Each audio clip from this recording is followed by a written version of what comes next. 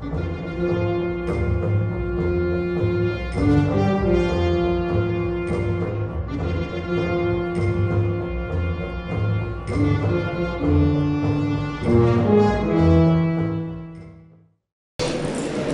dije que con mucho entusiasmo que sí, no sabía muy bien lo que hacía porque no contemplaba todo el estrés del semestre, pero estoy contento porque pues voy a tratar un tema que yo creo que es ineludible para no solo la filosofía, sino para comprender las sociedades actuales y las implicaciones que tienen ciertos desarrollos tecnológicos en la configuración de nuestras realidades políticas.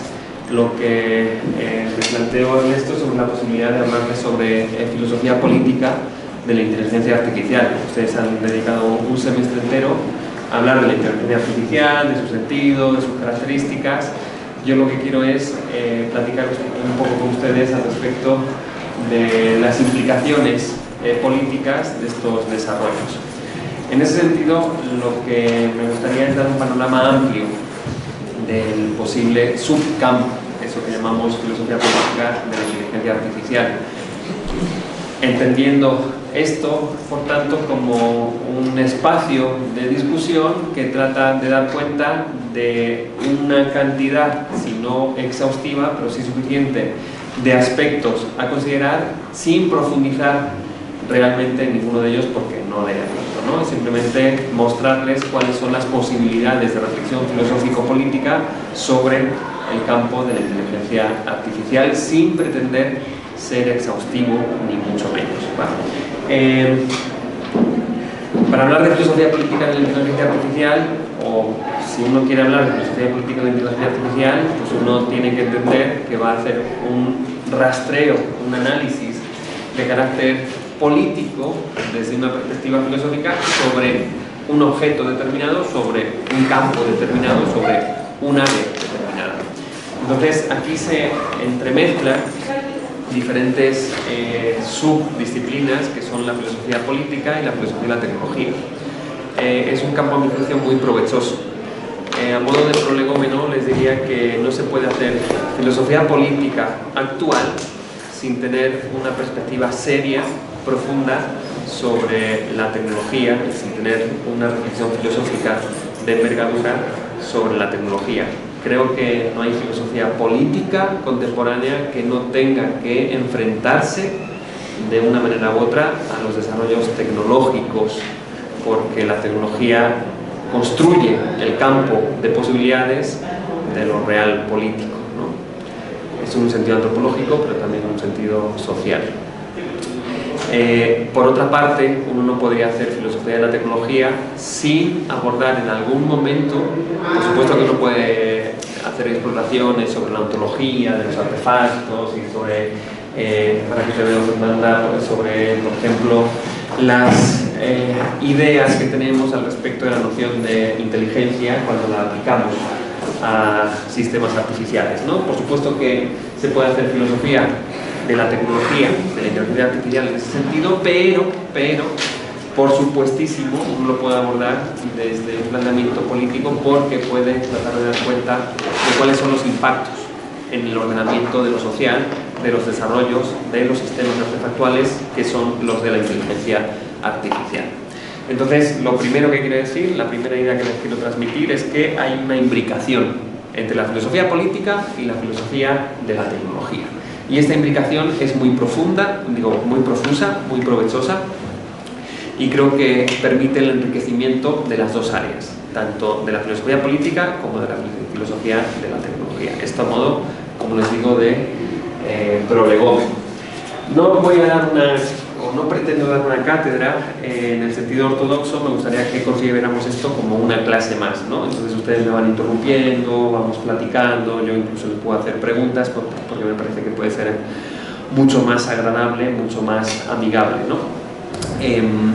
Si uno piensa en términos de la integración entre estos dos campos, filosofía política y filosofía de la tecnología, sobre todo cuando va dirigida a la inteligencia artificial, uno podría empezar a pensar a la luz de los conceptos que conforman el campo de la filosofía política, o si quieren, más allá de los conceptos, de las temáticas ortodoxas, centrales, las que configuran el propio campo disciplinar. ¿Cuáles serían algunos de los problemas, de los aspectos, de los temas, de los conceptos que aborda la filosofía política? Supongo que son filósofas casi todas, ¿no? ¿Dan información? No hay de todo. Está muy mezclado. Ok, pues, aunque no sean filósofas, ¿qué creen que hace un filósofo político? ¿Qué temas aborda? ¿Cuáles serían los conceptos clave? Si alguien les dice, yo soy filósofo político, entonces ustedes piensan, presuponen, seguramente este habla de... ¿De qué? Poder y masa. ¿De qué? Poder y masa. Ver, más. Relaciones sociales. Relaciones sociales.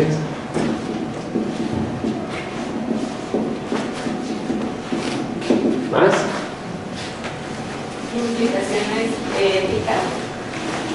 Bueno, sí.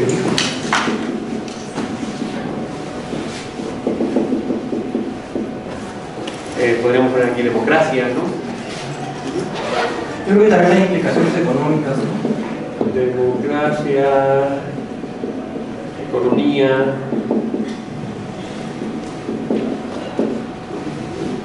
gobierno, algunos, ¿no? Algunos temas de los que trata la filosofía política, ¿no? Desde su muy singular modo de acceder reflexivamente a cada uno de los temas, porque no hacemos ciencia política, ¿no? Ok, una filosofía política dirigida al campo de la inteligencia artificial debería, en algún sentido, dar cuenta de estos conceptos. ¿Qué implicaciones tiene para la democracia? ¿Qué implicaciones ético-políticas podría tener?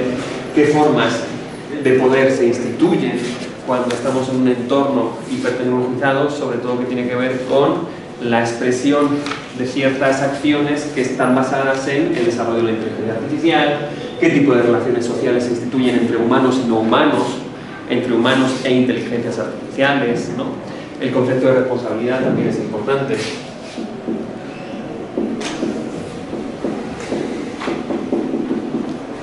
El derecho también es importante, ¿no? ¿Qué derechos tenemos como usuarios de la inteligencia artificial? O habrá algún momento en el que nos podamos preguntar al respecto de la atribución de derechos a sistemas informacionales que presuponemos que son inteligentes, ¿no? El derecho sería un concepto importante. Todo esto debería estar de alguna forma incluido en una reflexión rigurosa, profunda, sobre la inteligencia artificial desde una perspectiva política. Entonces, nosotros vamos a plantear algunas ideas, vamos a rastrear algunos de esos conceptos para ver en qué sentido se pueden comprender de manera muy específica y singular cuando los transferimos al campo de las inteligencias artificiales, ¿no? Hay otro que es el de libertad, que es un tema político ineludible. ¿Qué concepción de la libertad se juega en nuestras relaciones sociales, en nuestras formas de articulación política, ¿no? Se expresa o no se expresan ciertas maneras de la libertad. Entonces yo lo que voy a hacer es un paseo por todos estos conceptos, y voy a empezar por decirles algo que supongo que todos saben y que es algo que sucedió ayer y que hoy estaba en todas las noticias de todos los periódicos, ¿no? Y es que es algo que ya sabíamos si ganaba Donald Trump las elecciones, como lo ha hecho, y es que Elon Musk pues iba a ser un personaje importante para su gobierno. Esto ya se anticipaba, ¿no? Y fíjense, va a ser el responsable de un área que tiene un nombre bastante singular. Es casi un oxímoron, si quieren verlo así. Va a ser responsable de un área que se va a llamar eficiencia gubernamental. Es decir, hemos dejado, el imperio estadounidense ha dejado en manos de uno de los grandes gurús, si no el gran gurú de la tecnología, que es Elon Musk, ha dejado en sus manos un área que tiene que ver con la eficiencia de su propio gobierno.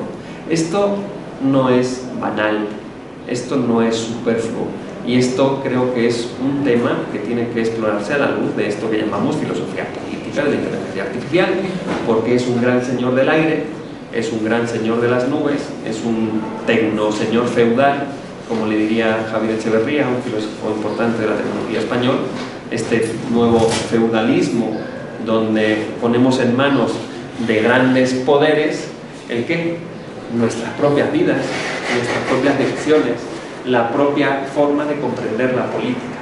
Alguien como Elon Musk va a tener un gran poder a partir de ahora, ya lo tenía evidentemente, pero aquí se ve muy claramente la imbricación entre los poderes tecnológicos y los poderes del gobierno.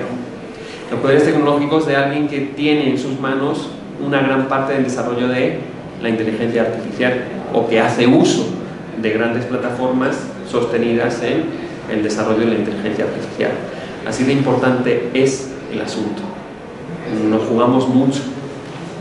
¿Por qué pienso que es un oxímoron? Porque a mi juicio no hay nada más antidemocrático que la noción de eficiencia. Esto los que hacemos filosofía de la tecnología lo tenemos medianamente claro, pero quizá no sea intuitivo o comprensible así de manera muy inmediata. Quienes hacemos filosofía de la tecnología pensamos que hay un peligro en toda tecnología, que es el peligro del determinismo. Podemos pensar que no tenemos mucha capacidad de control de lo técnico si es que estos sistemas técnicos obedecen a una fuerza interna que les hace desplegarse de una manera unívoca. Esto sería caer en una perspectiva determinista. ¿Determinista por qué?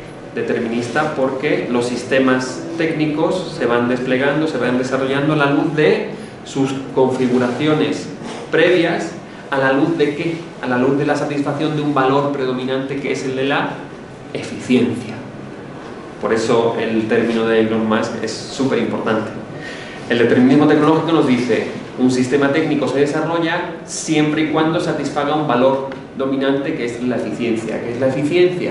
En un sentido ingenieril, la eficiencia es... ¿Alguien puede dar la noción de eficiencia sin andar por casa?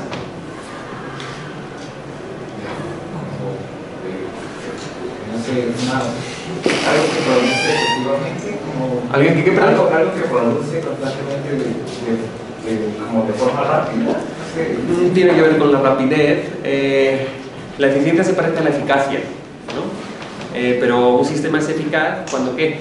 Cuando se satisface un objetivo independientemente de los medios que utilicemos. Yo puedo ser muy eficaz si quiero matar a una mosca y utilizo un cañón del siglo XVIII. Entonces yo, ¡bum! ¡Bum! Disparo una mosca y la mato. He sido súper eficaz, pero soy poco eficiente. ¿Y soy poco eficiente por qué? Porque los medios que he puesto en juego son muchos. La cantidad energética es demasiada para lo que quería conseguir. Entonces, ¿cómo gano una eficiencia? Gano una eficiencia si satisfago mi objetivo, pero reduciendo los costos, reduciendo los medios que pongo en marcha para lograrlo. Entonces, pareciera que hay una idea de eficiencia que está basada en, o bueno, hay una idea de la tecnología que es determinista porque está basada en la noción de eficiencia. Un sistema se desarrolla en tanto que se vuelve cada vez más eficiente, va generando menos gasto para cumplir sus objetivos. Primer problema. Si ustedes han leído a los frankfurtianos, a Horkheim, a Adorno, la crítica al conocimiento instrumental, dicen algo muy interesante que podemos rescatar. Lo que dicen es, bueno, estamos centrándonos en los medios y no en los fines. Adolecemos de una reflexión al respecto de la pertinencia de los fines. Y estamos basándonos solo en la disminución de medios, en que los sistemas sean más veloces, que tengan menor costo energético, y eso es muy problemático, porque la eficiencia del gobierno, al menos tal como se denomina el área que va a gestionar Elon Musk, es algo que pone el centro en la noción de eficiencia sin contemplar lo adecuado de los fines. Y lo adecuado de los fines, en lo adecuado de los fines está el carácter político. La decisión al respecto de los fines es la decisión que se toma en el terreno de la democracia. En el terreno de la democracia no se toma normalmente decisiones al respecto de la eficiencia de los medios. Y entonces el propio término del área es un término, a mi juicio, muy antidemocrático. porque pone el centro en la eficiencia, que es difícilmente sostenible desde un sentido democratizador. Claro, el gobierno será más eficiente. ¿En función de qué? Del despliegue técnico de Elon Musk al respecto de la satisfacción de valores e intereses que no controlamos. Y esto es muy problemático. Con esto no estoy diciendo que los gobiernos no tengan que ser eficientes, por supuesto que lo tienen que ser. Con esto estoy diciendo que los gobiernos tienen que ser eficientes a la luz de valores, fines que se establezcan de manera democrática. Y aquí la democracia desaparece.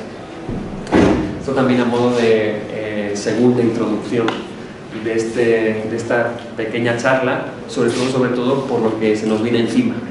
A México se le viene encima muchas cosas, pero una tiene que ver con la imposición de un modo de gubernamentabilidad que está a cargo de uno de los grandes señores tecnofeudales que hace uso de la inteligencia artificial para satisfacer ciertos fines al respecto de los cuales democráticamente no tenemos mucho que decir, ¿no?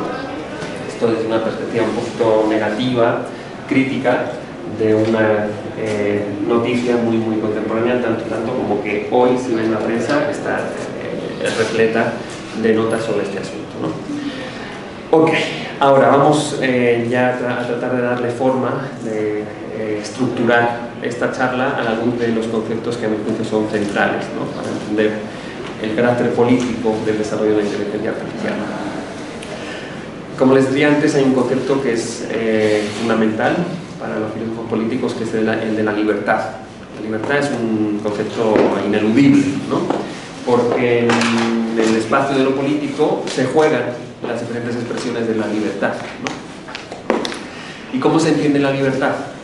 Hay diferentes concepciones filosóficas de la libertad, ¿no? Uno puede pensar en Benjamin Constant y pensar que hay un tipo de libertad que es la propia de los antiguos y la libertad de los modernos. Uno puede pensar en términos de la libertad positiva y la libertad negativa, y entonces es bueno hacer este tipo de escudriñamiento, este tipo de reflexión analítica, de descomposición de las acepciones de un mismo término para ver lo que está en juego. Con el desarrollo de la inteligencia artificial, ¿qué se hace? Se fomentan las expresiones, los espacios, se acrecientan los espacios de la libertad o se reducen las libertades. Esto es una pregunta de filosofía política de la inteligencia artificial. Nuestros desarrollos de inteligencia artificial, las implementaciones, no solo su desarrollo, la implementación, el tipo de uso de la inteligencia artificial, acrecienta los márgenes de la libertad o los reduce. Primera pregunta fuerte de esta charla. Pero para contestarla, uno tiene que ser refinado filosóficamente, entonces empezar a cuestionarse sobre las acepciones. ¿Qué entendemos por libertad? ¿Qué entienden por libertad?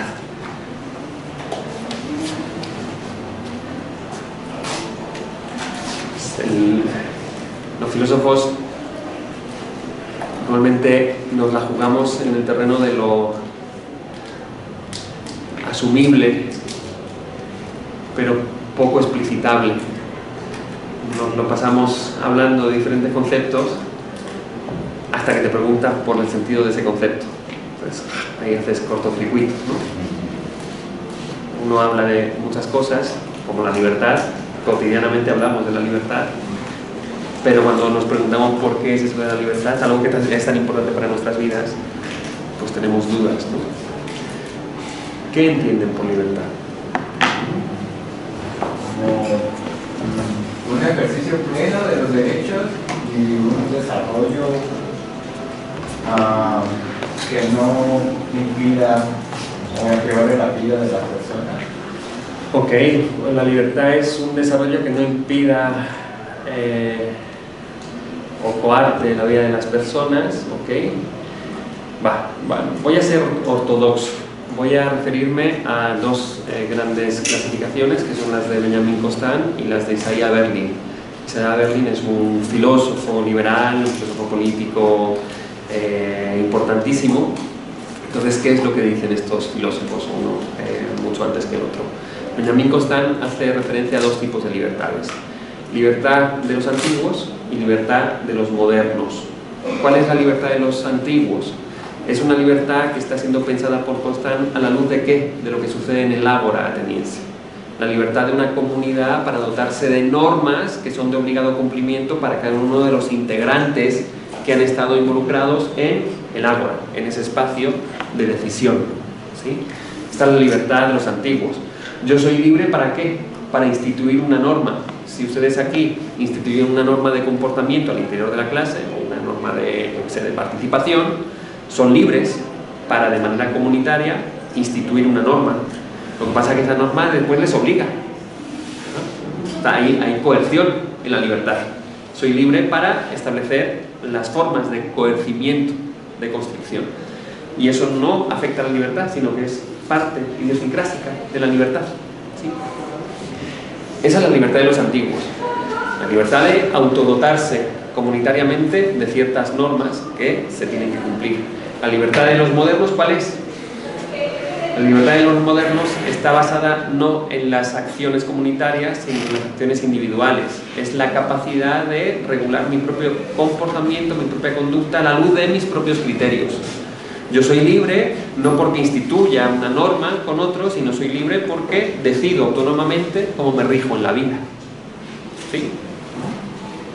Dos nociones muy distintas de la libertad. Por supuesto, hay muchísimas nociones de libertad, filosóficamente hablando, ¿no? La más fuerte para mí, una de ellas, es la de Junger. Esto lo digo así como muy entre paréntesis.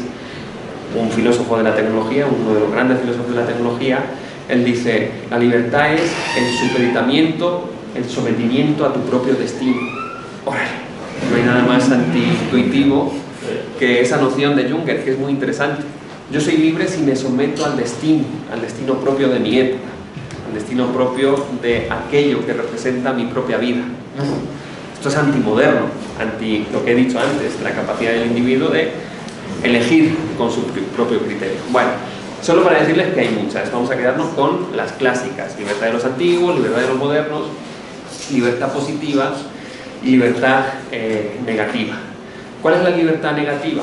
La libertad negativa hace referencia a una situación donde no encontramos constricciones para la acción. Si tú estás en la cárcel, entonces, ¿qué ha sucedido? Que se te ha mermado la libertad negativa. Tienes muchas constricciones, ¿no? Si tienes un papá, una familia autoritaria, pues entonces lo que hace es socavarse tu libertad negativa. ¿Por qué? Porque tratas de establecer un curso de acción determinado y te ves con ciertas constricciones que se te han impuesto externamente, ¿sí? Esa es la libertad negativa. La libertad negativa se gana, se aumenta cuando no hay restricciones, imposiciones externas a ti.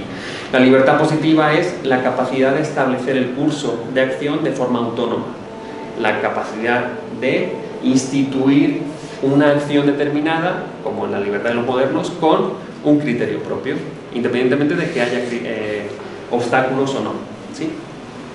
Esas son las 4 concepciones clásicas de la libertad. Como les digo, hay muchas más. Entonces, si uno tiene en cuenta este tipo de clasificaciones, uno podría decir: bueno, ¿qué sucede con el mundo contemporáneo? ¿Qué sucede con un mundo hipertecnologizado donde nuestras vidas, nuestras relaciones sociales, nuestros cursos de acción individual están condicionados por algunos entornos que hacen uso de inteligencias artificiales, de automatización, de incorporación de ciertos datos que se utilizan para satisfacer ciertos fines, de manera automatizada, ¿vale?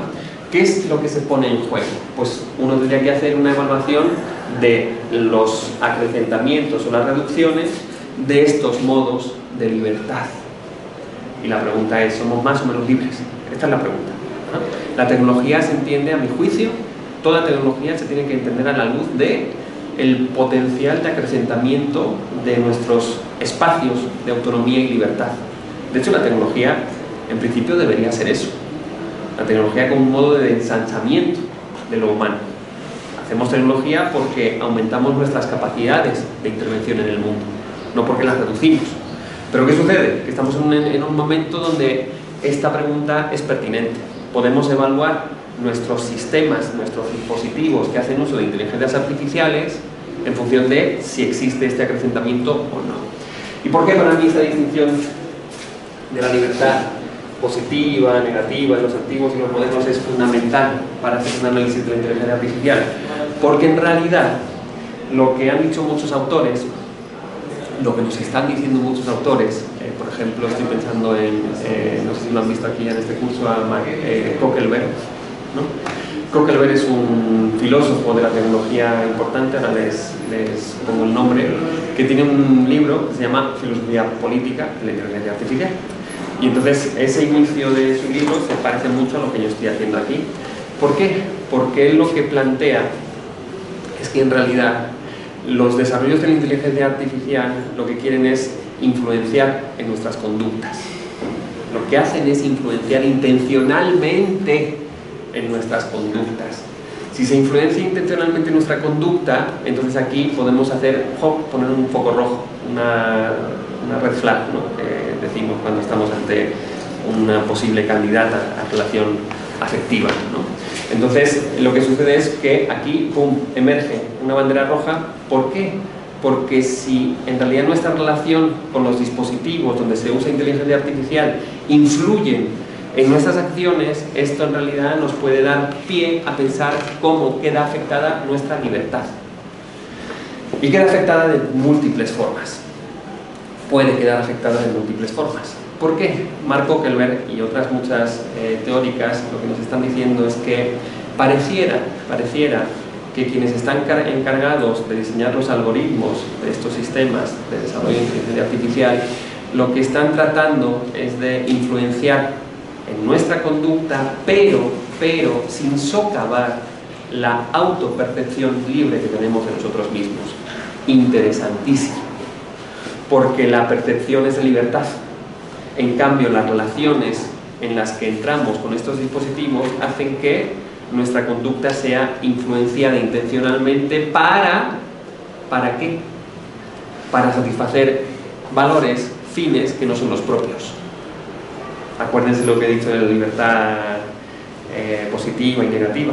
Pareciera que en realidad nuestras conductas no obedecen del todo, en esta relación que instituimos con nuestros artefactos, no obedecen de todo a criterios que instituyen un valor y un fin que es propio, sino que el fin es externo y el curso de acción queda influenciado por ciertas características de los dispositivos que hacen uso de estas inteligencias artificiales, de recabamiento masivo de datos y de incorporación a una interfaz que permite, que detona, que promueve ciertas conductas en detrimento de otras.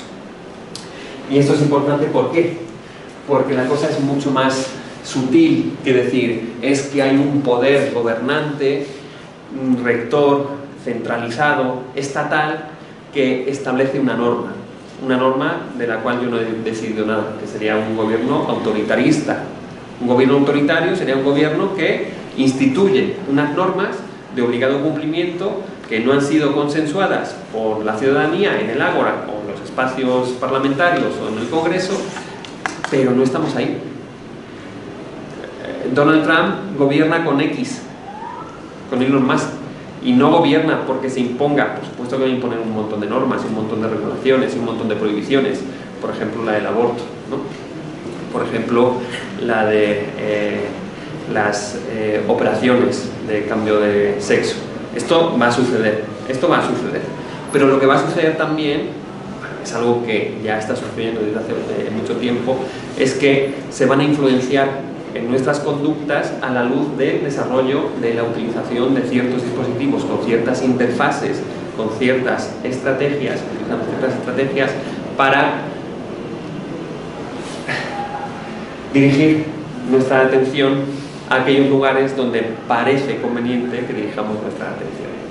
Y entonces esto es mucho más matizado, esto es mucho más interesante que pensarlo en términos de un autoritarismo a la nazi, un autoritarismo estatal, porque aquí se socava la libertad por medio de pequeñas influencias en nuestra atención y en nuestra conducta. Esto es fundamental de entender. Kokelberg y otras muchas personas a lo que apelan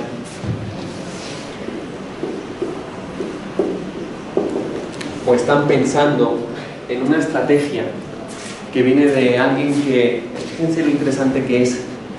Este tipo, Cal Sunstein, es uno de los grandes sociólogos, teóricos políticos, pero que no se queda en el marco de la academia. Este tipo ha sido asesor del gobierno de Obama.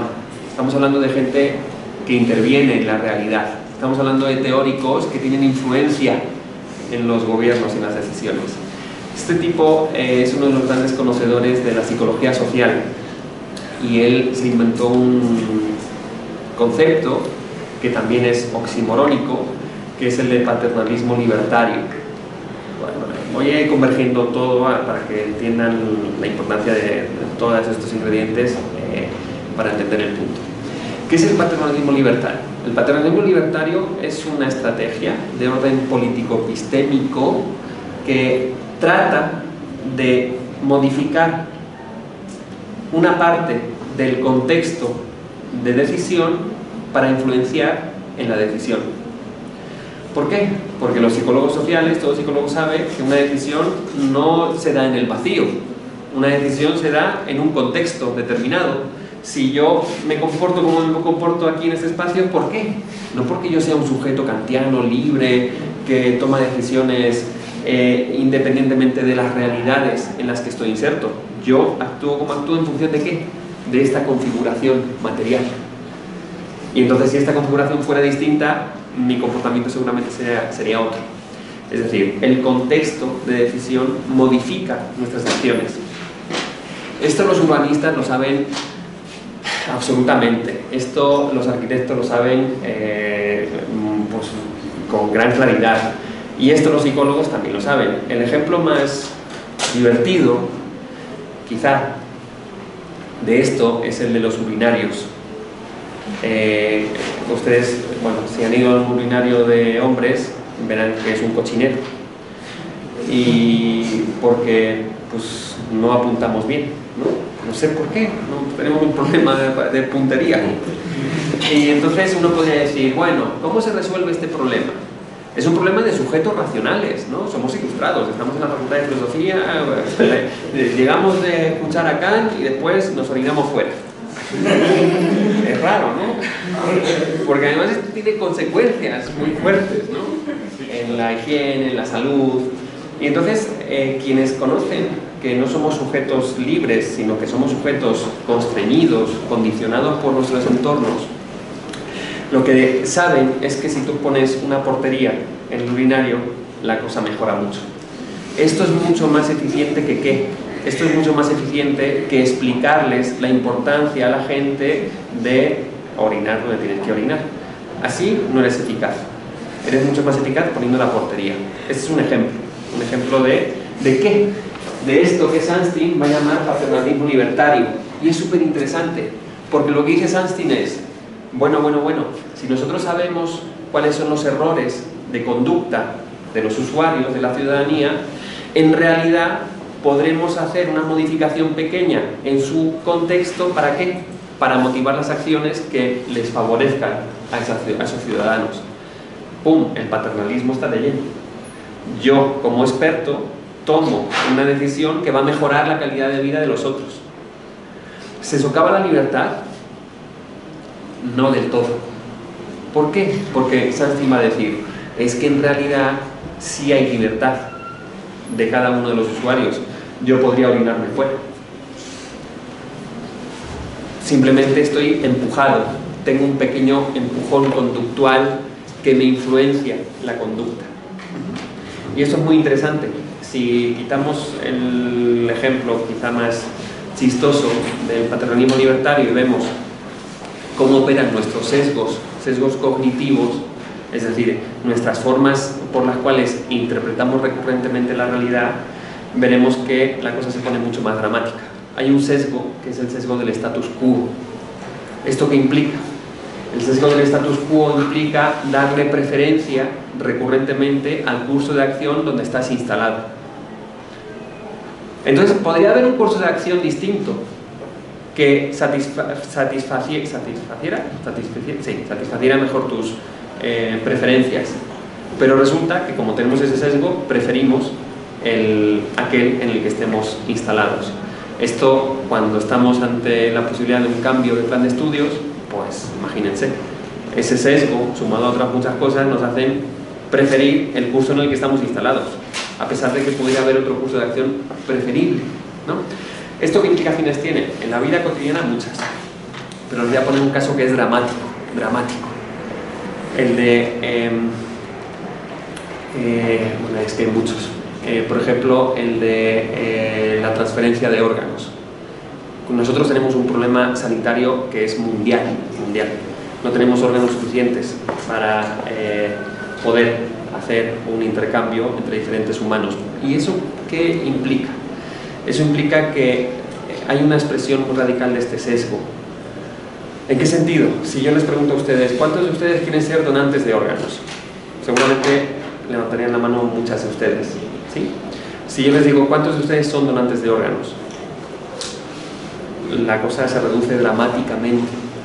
Fíjense, esto es importante porque supone un problema, una crisis de salud pública, la falta de donantes de órganos, que responde a un sesgo. Yo prefiero actuar por defecto, y entonces el costo que tendría ir a alguna instancia gubernamental e inscribirme como donador, no lo ejecuto, y el costo es muy bajo y la ganancia es muy alta. Esto por el sesgo del status quo y otros muchos sesgos. ¿Qué propone Sunstein? Que es un tipo brillante. Lo que dice es, bueno, pues como sabemos que somos irracionales, porque hay una idea de irracionalidad de fondo, como sabemos que somos irracionales, entonces lo que vamos a hacer es ¿qué? Modificar el contexto, y entonces todo el mundo por defecto va a ser donante de órgano. Todo el mundo por defecto desde que nace es donante de órgano. Ya verás cómo no tenemos ningún problema, y es súper interesante. Si se implementara una política basada en esta idea, no teníamos crisis de donación de órganos. ¿Eso supone una constricción a la libertad? Dice Sunstein, no, porque tú, si tienes un problema de carácter moral, religioso, simplemente no te da la gana donar tu órgano, puedes libremente ir al lugar donde te inscribes y dices, yo no quiero donar el órgano. Y fíjate, la cosa ha cambiado. El contexto de decisión modifica las consecuencias de la elección. Esto para hablarles de una tesis que está de fondo en quienes controlan diferentes sistemas donde operan normalmente nuestras decisiones. Lo que está en juego, según muchos autores, es que se está llevando a cabo una estrategia tipo paternalista libertaria, con la diferencia de ¿qué? De que en realidad no se piensa en el beneficio comunitario o en el beneficio del individuo. Es decir, con el urinario lo que se quiere es promover la higiene de la facultad. Lo que se quiere con la donación de órganos es reducir la situación de crisis.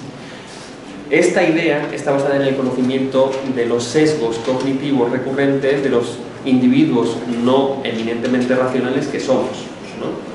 Pero ¿qué sucede? Que esto es muy peligroso, porque cuando uno conoce estos sesgos cognitivos y uno conoce cuáles son los condicionantes que se expresan recurrentemente en nuestras conductas, entonces puede ponerlas al servicio de ¿qué?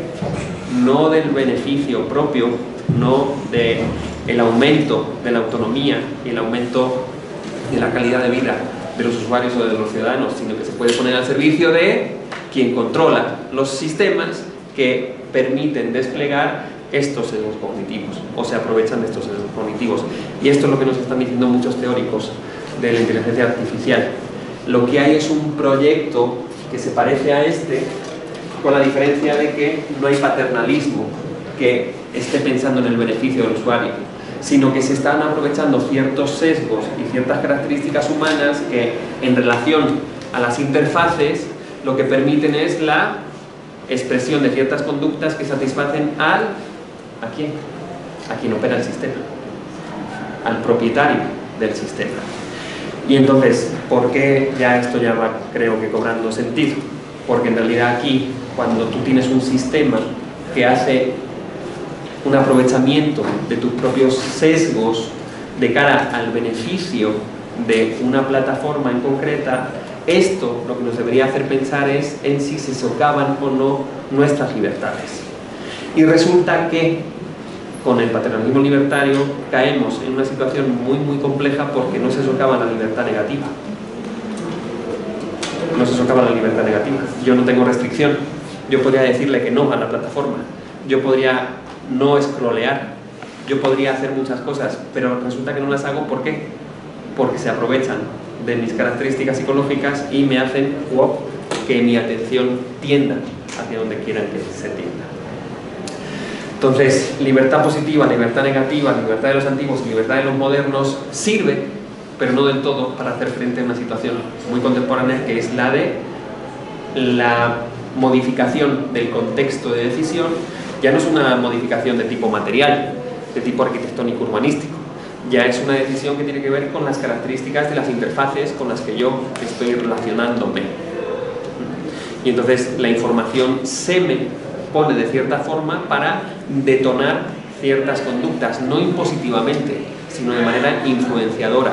Por eso dice Zuboff, que es una teórica importante, que escribió hace muy poco un libro que es muy voluminoso, de unas 700 páginas, La era del capitalismo de la vigilancia, que dice, lo que dice es, en el proyecto, este proyecto que instituye un nuevo régimen político, que ella va a llamar el régimen instrumentario, lo que se hace es usar nuestra información y ponerla al servicio de las grandes plataformas. ¿Cómo? Haciendo converger dos pilares: el pilar neoliberal, el pilar que responde al aumento de la ganancia de las plataformas con las que nosotros estamos relacionándonos, y el conductismo radical, que esto tiene que ver con esto. Es decir, una estrategia de orden psicológico que lo que hace es transferirnos cierta información que les permite a ellos saber que vamos a tender a reaccionar de una manera determinada. Skinner está de fondo, el psicólogo conductista radical Skinner, ante ciertos estímulos, ciertas respuestas. Ellos conocen muy bien cuáles son los estímulos que tienen que arrojar para que se tienda ante ciertas respuestas. Lo que está de fondo es una idea de la inteligencia artificial, más que a modo ontológico, más que a modo determinista, a modo del uso concreto, práctico, político, económico que se le está dando actualmente. Ojo, lo que estoy haciendo es una crítica político-económica del uso de la inteligencia artificial. No estoy haciendo una crítica de la inteligencia artificial per se. Esto que quede muy claro. Es una inteligencia artificial que está comprometida con estos dos ideales: el ideal neoliberal de la acumulación de ganancia y beneficio de las plataformas que utilizan la inteligencia artificial, y el ideal conductista que aprovecha nuestros sesgos y nuestras características psicológicas para determinar, para detonar ciertos comportamientos que satisfacen el valor de acumulación de esas plataformas. ¿Va? Entonces, si podría ser que paternalismo libertario sea la manera de entender la libertad ahora, podría ser una manera de constituirla como una... No, yo diría que es peligroso entender la libertad bajo este modelo, porque va a haber un experto en conducta, en psicología, que determine cuáles son las modificaciones del contexto de tu decisión. Lo que creo, es difícil dar una respuesta a esto, pero yo creo que tenemos que... Yo soy espinosista en ese sentido, al menos en relación a la noción de libertad. Spinoza era determinista, muy determinista, pero decía, si hay un resquicio para la libertad, ¿dónde reside? En la comprensión de aquello que nos determina. Es decir, ganamos en libertad si nosotros conocemos las características que se ponen en juego para influir en nuestras conductas. Es decir, ganamos en libertad si conocemos cuáles son las estrategias de los paternalistas libertarios, si conocemos cuáles son las características del nuevo régimen político instrumentario que hace uso de la inteligencia artificial para ponerla al servicio de la acumulación de capital. Solo así ganaremos en libertad. Por eso estas tesis a mi juicio son importantísimas, porque yo pienso, la libertad está siendo afectada. Hay una influencia no consciente. Si ponemos a la luz las decisiones que se toman y las estrategias que se utilizan, aumentamos nuestra capacidad de autonomía, tanto individual como colectiva. Es decir, se ensancha la libertad conociendo aquellos condicionantes que dirigen nuestra conducta. ¿Qué quiero decir con esto? Vayamos al ejemplo del urinario. Lo que quiero decir con esto es que tú a lo mejor ves el urinario y simplemente apuntas a la canasta o a la portería o lo que sea. Pero podría ser que tú apuntes a la portería sabiendo por qué han puesto la portería. Y eso cambia. Cambia. Es decir, la comprensión y la reflexividad que se gana a partir de la comprensión de la modificación del contexto ensancha tu capacidad libre, ensancha tu espacio de libertad. Más que si simplemente apuntas. Porque si apuntas estás obedeciendo a la influencia de alguien que decide por ti y que te piensa a ti como un sujeto muy poco racional. En cambio, así tenemos más margen de maniobra. Así entendería yo la libertad bajo un régimen de este tipo. Conozcamos las características de los sistemas informacionales que condicionan, influencian nuestro comportamiento. Esto es importantísimo, a mi juicio, porque claro, todos utilizamos Spotify, todos utilizamos YouTube, todos utilizamos Facebook o yo qué sé, TikTok o las plataformas que hacen uso de la inteligencia artificial, y todos somos influenciados. Por supuesto que todos somos influenciados. ¿Quién no es influenciado si nos la pasamos 8 horas haciendo así? No satisfaciendo intereses que son propios, de hecho, cayendo en influjos recurrentes que tienen que ver con qué, que tienen que ver con, algo que les voy a decir, que tienen que ver con la presentación de cierta información en cierto orden, donde además se mezcla información relevante e información no relevante. Y eso es importantísimo. ¿Por qué? Porque si tú solo tienes información no relevante, dejas de utilizar el sistema. Imagínate que en tu plataforma, lo que utilices, Facebook, TikTok, Instagram, te ponen solo cosas intrascendentes para ti. No habría un uso de ese sistema. ¿Qué sucede? Que, como saben muy bien cómo nos comportamos, hay una especie de sensación adictiva que tenemos cuando hay una gratificación, pero a la cual prosiguen ciertos elementos informacionales que nos dan igual, que son indiferentes. ¿Por qué? Porque vamos en busca de algo que capte nuestra atención. Entonces, ni todo es relevante, ni todo es irrelevante, sino que estratégicamente se transfiere información, se transmite información relevante y no relevante. ¿Para qué? Para aumentar el nivel de adicción a la plataforma, para aumentar el número de tiempo invertido en la plataforma, para aumentar la atención, la cantidad de atención, la retención de la plataforma, que por supuesto después se capitaliza, se monetiza porque es un capital basado en los datos, en la acumulación de nuestros datos, en la acumulación de nuestra información, que sirve a la vez para, en el efecto bucle, seguir nutriendo los sistemas que hacen uso de esa información para dirigir e influenciar nuestras conductas. Pero entonces, ante estos elementos, sí es pertinente pensar conseguir o elaborar una nueva noción de libertad. Yo creo, sí. Un concepto más dinámico, adaptado a la inteligencia artificial. Sí, yo creo que uno tiene que no ser ingenuo y decir, la libertad siempre está constreñida.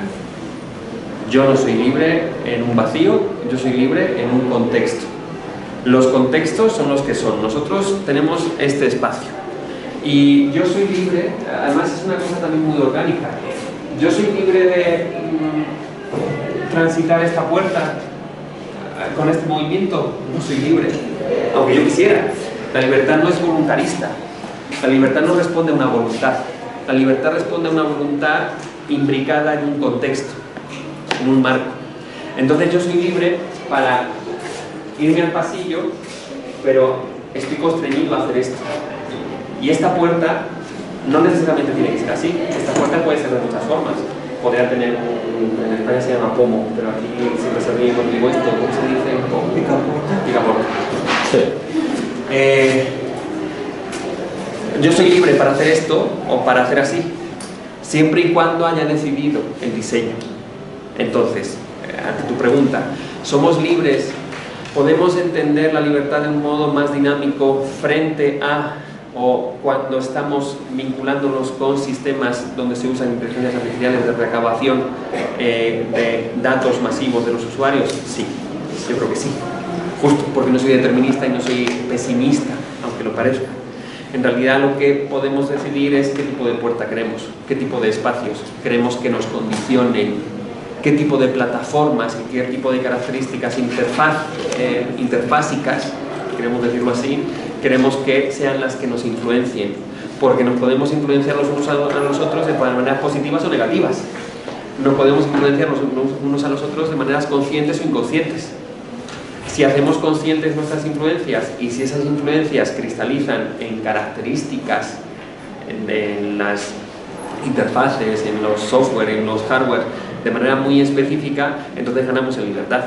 No porque no constricamos nuestra libertad, sino porque las constricciones son autodeterminadas. Y yo entonces elijo la plataforma que me influencia de una manera que yo considero saludable. Saludable en el sentido de que satisface mis propios fines, no solo a los de la plataforma. Lo que quiero decir con esto es que, jugando con la idea de que siempre hay constricción, tenemos que elegir colectivamente. Tenemos que ser conscientes de los... Tenemos que ser conscientes de los algoritmos que utilizan ciertos datos para capitalizar y para generar beneficio para la plataforma. Tenemos que intervenir, al menos siendo conscientes de cuáles son esas formas de operar de las plataformas. Por eso estas tesis son muy interesantes. Más allá del carácter muy pesimista que puedan tener o ultracrítico que puedan tener, pero sirven para hacer un diagnóstico de la situación y sirven para señalar cuáles son las estrategias, cuáles son las herramientas que se utilizan recurrentemente. Entonces, hacer un diagnóstico es condición de posibilidad de ensanchar nuestra libertad. Hacer un buen diagnóstico, en un sentido muy espinosista. Yo soy más libre cuando conozco las condiciones que me determinan. Pero en ese caso, en un sarcasmo ya de muy mal gusto, sí, el algoritmo nos hará libres. Algunos algoritmos nos harán más libres que otros, yo diría. Porque en realidad, ¿qué es un algoritmo? Bueno, ustedes saben mucho más que yo, aquí estoy junto a expertos, pero un algoritmo es una instrucción. Acuérdense de lo que empecé diciendo con la libertad de los antiguos. Es una norma que nos otorgamos, pues es una instrucción, necesitamos no podemos operar sin instrucciones. Necesitamos instrucciones en las que hayamos intervenido, digamos, en las que colectivamente hayamos puesto al menos algunos ingredientes de nuestra propia decisión y voluntad. Cuando los algoritmos son impuestos, y sobre todo cuando los algoritmos pertenecen a una caja negra que no se percibe bien, que no se puede comprender, de la cual no se sabe su uso, en una lucha política actual al respecto de la posibilidad de hacer explícitas las características de ciertos algoritmos, es decir, las instrucciones, pues entonces estamos en una sociedad muy poco democrática, porque en realidad las influencias son influencias que vienen de decisiones que operan, que diseñan los algoritmos de manera opaca. ¿La libertad está en el algoritmo? Pues como siempre ha estado. La libertad siempre está en las instrucciones que nos demos unos a otros. Si yo establezco, como les decía antes, si yo establezco unas normas de conducta en esta clase, lo hemos hecho de manera libre al inicio de la clase. Ese algoritmo, esa norma, esa instrucción dada colectivamente es la que nos permite un espacio de libertad. Lo mismo con los algoritmos. ¿El algoritmo nos hace libres? Sí, claro. Frente al algoritmo no tenemos que salirnos del algoritmo. Frente al algoritmo tenemos que encontrar otras formas de instruccionalidad. Pero bueno, estaba pensando como muy espinosistamente, no estaríamos de todas maneras determinados. Digo, lo pensaba por ejemplo en términos, no sé, de un juego de ajedrez. Sí. O sea, si yo conozco las reglas del juego, pues en teoría debería de tener como más conciencia de qué va a pasar. Pero si tú me vas a ganar en 8 jugadas, yo no voy a evitar que eso pase. O sea, no puedo evitar que me ganes en 8 jugadas, solamente puedo tener el entendimiento de por qué me vas a ganar en 8 jugadas. En términos espinosista, lo que estás poniendo en duda es la capacidad del aumento de libertad por el conocimiento de las circunstancias. Sí, y eso es un gran problema. Yo lo que digo, simplemente digo esto: si pensamos en la libertad, deberíamos pensarla a la luz de sus condiciones de posibilidad. Y las condiciones de posibilidad pasan por la comprensión de las circunstancias. Yo no digo que la comprensión de las circunstancias te lleven a la libertad. Yo te digo que es una condición sine qua non. A lo mejor tienen que pasar más cosas, pero el conocimiento es ineludible, es inevitable. Entonces, el que conozcas la influencia no te va a hacer salir de la influencia, necesariamente. O a lo mejor sí, de hecho. Porque en un ejercicio reflexivo, si tú sabes cómo te influye Facebook, el hecho de saber cómo te está influyendo Facebook, cuáles son los sesgos cognitivos, los defectos de interpretación, los vicios comportamentales en los que incurrimos, eso de manera reflexiva te puede permitir en algunos momentos salir de ahí. A lo mejor establecer un tiempo determinado, un poco establecer estrategias que contrarresten esas influencias. Por eso te digo, no tiene por qué pasar. Tú le dices, cuando les hablas de estas características de las plataformas a mucha gente te va a decir así, ya las conozco, igual, tú 8 horas. Ok, eso va a pasar, pero a lo mejor con otra gente no. Y eso constituye un cambio. El hacer conciencia permite generar las condiciones de reflexividad para modificar la influencia, o para reconocer la influencia si es que ésta ha sido determinada autónomamente. Porque a lo mejor hay influencias que queremos. Es que yo quiero ser influido para que se me ponga la música más acorde a mis gustos y preferencias, ¿no? Un uso de la inteligencia artificial como pueda darse en Spotify. Y resulta que si encontramos una plataforma que no responda solo a la capitalización de mi información y al aumento de beneficio de la propia plataforma, sino que satisfaga otros criterios como pueden ser, yo qué sé, la promoción de grupos que están empezando, que pueda ser la pluralización de formas de expresión musical, que pueda ser el ensanchamiento el acrecentamiento de la música que tiene que ver con mis gustos previos, que también. Si mezclamos todas esas cosas de manera consciente, a lo mejor damos con una plataforma que influya de manera beneficiosa para nosotros y haya un momento que digamos, bueno, ya pues estoy bien influido por un algoritmo donde yo he incorporado mis fines. Acuérdense, empecé con este tema de la eficiencia y los fines, esta crítica de los medios y los fines. Tenemos que poner el ojo en los fines y ya veremos cuáles son los medios. Pero el fin es pluralizar la música, el fin es profundizar en mis gustos que están muy afincados al respecto de la música, yo que sé, flamenca.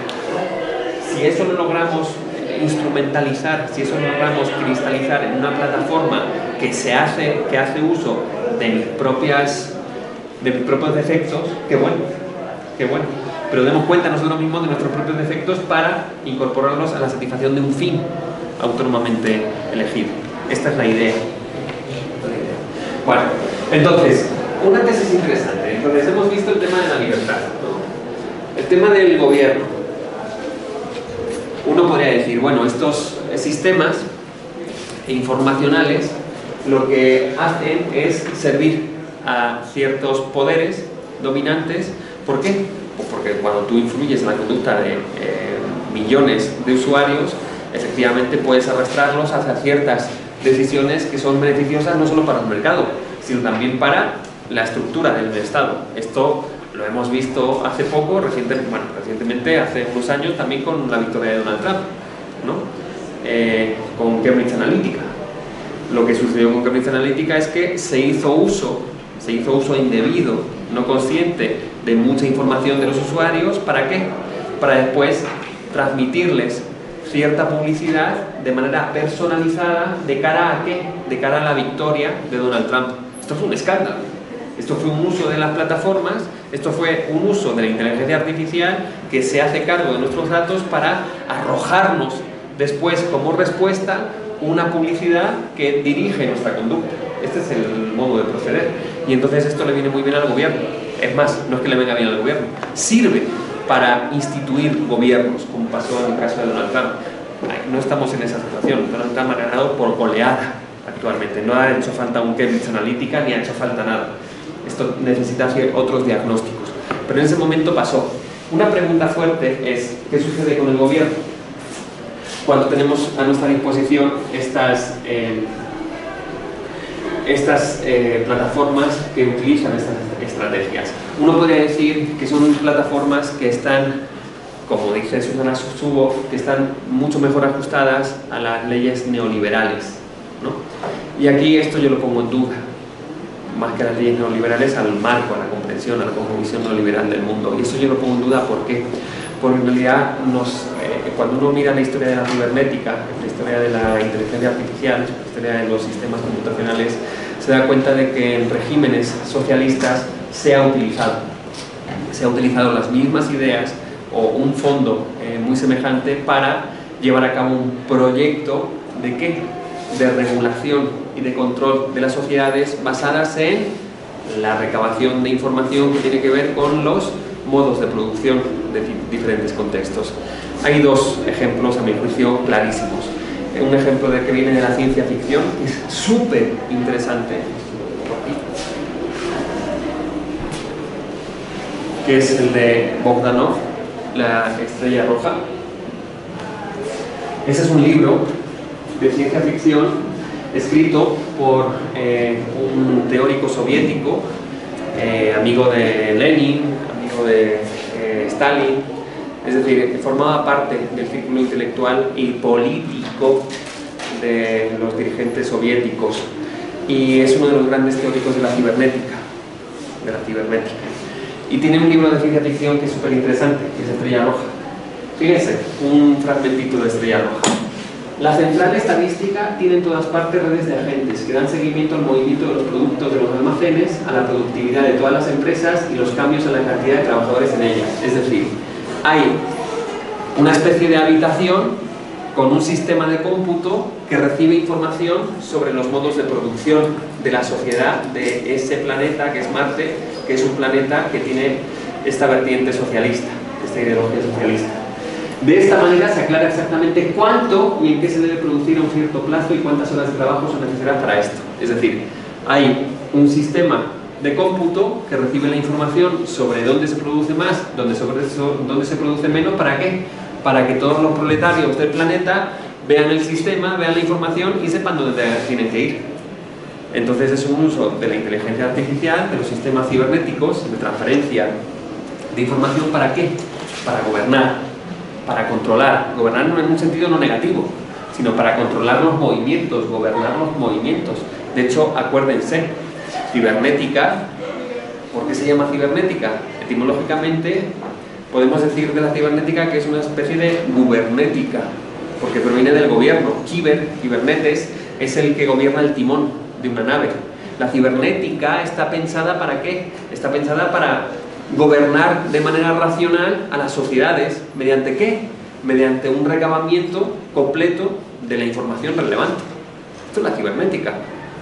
Digo, he dicho de manera muy resumida, pero cuando hablamos de estos sistemas, en realidad estamos poniendo un nombre distinto a algo que se denominó cibernética, ¿no? Que es la idea de los sistemas como sistemas orgánicos, biológicos, artefactuales, inanimados, sistemas que reciben y arrojan constantemente información. ¿Para qué? Para regular sus movimientos. Esto es lo que está pasando con los ejemplos que hemos visto de las plataformas. Esto es lo que está pasando con esta novela de ciencia ficción. Lo que se quieren es gobernar las sociedades mediante la transmisión de información que es relevante para la conducta, para los movimientos, que hacen más eficaz, más eficiente el orden social, ¿no? Bueno, este texto es bellísimo, es fundamental para alguien que se quiere dedicar a esto. Luego la central le queda por calcular por cada rama de trabajo la diferencia entre lo que hay y lo que debe haber e informar al respecto en todas partes. Es una idea muy incipiente de cómo podría ser una sociedad basada en el recabamiento y en la transferencia de información que puede satisfacer los regímenes productivos de una sociedad determinada. ¿Por qué les hablo de esto? Les hablo de esto porque pareciera que esa idea del gobierno basado en las instrucciones, en los algoritmos, en el recabamiento, procesamiento y transferencia de datos es solo propia de la actualidad neoliberal, que está en manos de los grandes capitalistas tecnológicos. No, estas ideas se pueden rastrear en proyectos de orden socialista también, de orden centralizado, y esto es muy interesante. porque cuando uno piensa en el gobierno y en la inteligencia artificial, uno puede pensar en los dos marcos. En el marco neoliberal, que responde a la capitalización de nuestros datos y al beneficio económico de las grandes empresas capitalistas, o puede pensar en el uso de estos datos para ponerlo al servicio de un gobierno central que quiere reglamentar los movimientos. Esto con Bogdanov, uno de los grandes teóricos de la cibernética. Y en el caso real, no en la ciencia ficción, quien trató de hacer realidad el sueño de Bogdanov fue Salvador Allende, en Chile, con el proyecto del CiberSync, que es un proyecto de desarrollo de la inteligencia artificial, de los sistemas cibernéticos. ¿Para qué? Para ponernos al servicio de la sociedad, sabiendo dónde y cuándo tendríamos que utilizar más mano de obra. Esto era el CiberSync. El CiberSync es fascinante, es una traslación al ámbito de lo real, el sueño ficticio de Bogdanov. Es bellísimo. Y vemos entonces cómo podemos hacer uso distinto de estos sistemas de inteligencia artificial. Estamos alto. Okay. Seguimos con algunas ideas. Esto, de manera muy rápida, la libertad, el gobierno.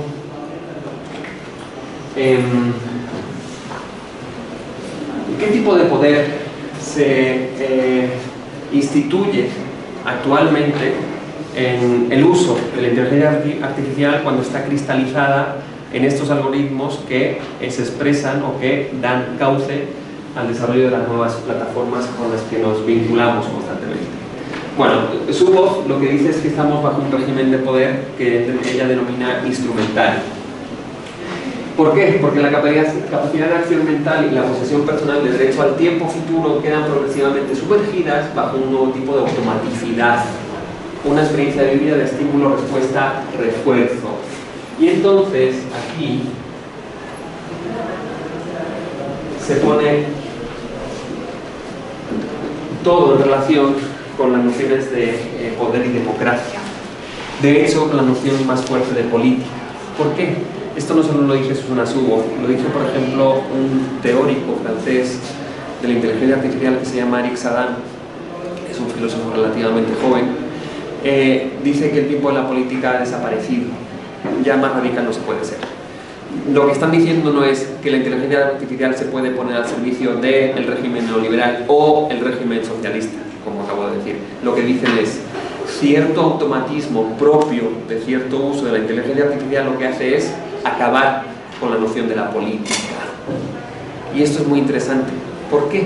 Sobre todo Sadan lo dice mucho más claro. Lo que dice Sadan es que la política es el espacio de la configuración del futuro, un futuro que tiene que ser elegido colectivamente. Tenemos que tomar decisiones al respecto de los futuros posibles y deseables. Tenemos que hacer que lo posible se ajuste a lo deseable. Ese es el ámbito de la política, ¿no? O al menos entendido en un sentido más o menos pertinente. Puede haber muchos más. Pero ¿qué sucede? Que con este capitalismo de las plataformas, este poder instrumentario que hace uso de la inteligencia artificial, de estos sistemas computacionales, estos sistemas cibernéticos, lo que hace es disolver el futuro. El futuro se disuelve, no hay decisión al respecto del futuro. ¿Por qué? Porque el futuro se anticipa. Con la anticipación del futuro se pierde el espacio de lo político.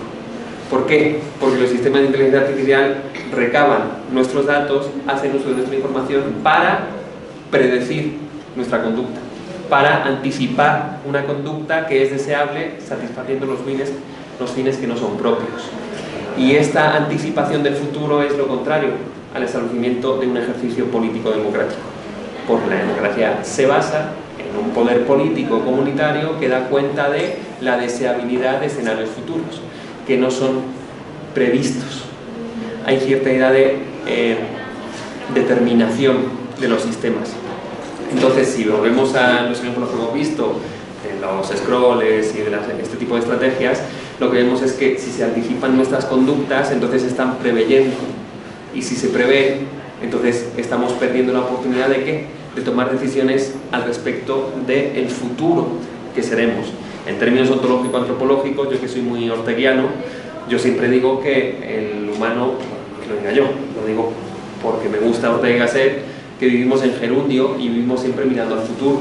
Nuestra vida no es fija, nuestra vida es ir haciéndose en relación a ¿qué? En relación a aquello que deseamos ser. Y aquello que deseamos ser se corta si hay un sistema que predetermina cada una de nuestras acciones. Esta es quizá la crítica más brutal que se le puede hacer actualmente desde la filosofía política a ciertos usos de la inteligencia artificial, porque es una inteligencia artificial que usa nuestros datos para predecir nuestra conducta y condicionar nuestra conducta para que satisfaga esa predicción. Y esta es la disolución de la política según algunos autores. Y con esto sí que hay que tener cuidado, porque creo que tienen algo de razón. Si todo está predeterminado, entonces no podemos jugar en el campo de la libertad positiva. No podemos ni siquiera jugar en el campo de la libertad negativa. No podemos jugar en el campo de la libertad ninguna, porque en realidad no hay criterio establecido autónomamente, porque estamos constantemente respondiendo reactivamente, esto es importante, reactivamente a sistemas automatizantes. Idea fundamental, el carácter reactivo con el que se instituye un tipo de relación social, y esto tiene que ver con esto. Las relaciones sociales quedan mermadas por ciertos usos de ciertas plataformas, por ejemplo X, porque las conductas son de carácter reactivo. Cuando una conducta reactiva no es autónoma ni libre. Cuando yo reacciono impulsivamente es que estoy socavando mi capacidad reflexiva, mi capacidad de instituir un criterio de comportamiento y conducta. Supongo que todos hemos sido troles en las redes sociales. Yo lo he sido durante mucho tiempo, ¿no? En pandemia yo era un troll. Ahora no puedo porque soy coordinador, entonces tengo que ser más sosegado, ¿no? Pero hay algo que me alegra de no poder serlo. Y es que ahora en retrospectiva me di cuenta de que muchas de mis contestaciones eran muy reactivas y por lo tanto eran poco libres. De hecho, fíjense, las características de una plataforma como X tienen unas características conversacionales. Hemos estado en alguna tesis de doctorado, ¿no? Que muy interesante, porque rastreaban cuáles son las características de las plataformas que permiten o obstaculizan algunas formas de comunicación y conversación. Y entonces vemos que algunas plataformas hacen uso de esta información, la automatizan los procesos, pero dan pie a tipos de conversación y comunicación muy distintos entre sí. La conversación que se tiene en X no es la conversación que se tiene en Facebook, no es la conversación que se tiene en Instagram. Son conversaciones totalmente distintas, son conversaciones distintas a las que tenemos aquí, son conversaciones distintas a las que tenemos en un seminario. Otra vez, vuelvo al punto, al de la puerta, al de la configuración material. En realidad, los espacios digitales que hacen uso de estos algoritmos lo que hacen es detonar ciertas formas de comunicación. Algunas son más propensas al consenso y otras son más propensas ¿a qué? A la disputa, a la reacción visceral. Y entonces aquí el concepto de democracia también se pone relaciones sociales y relaciones democráticas. Los conceptos de la democracia se empiezan a transfigurar, porque nosotros hemos entendido durante mucho tiempo que la democracia debería ser una democracia deliberativa, es decir, democracias basadas ¿en qué? En el uso de la palabra, en el uso de las razones que permiten consensuar, o al menos tratar de consensuar, ciertas decisiones colectivas. Esto, digamos, hay un fondo bastante deliberativo, dialógico, de nuestros presupuestos democráticos. Pero ¿qué sucede? Que lo que se ha radicalizado es la polarización y el antagonismo. Y esto no es superfluo. Sobre todo no es superfluo a la luz de ¿qué? De ciertas características de las interfaces de estos dispositivos que hacen uso de estas inteligencias artificiales, o sea, de estos algoritmos. ¿Por qué?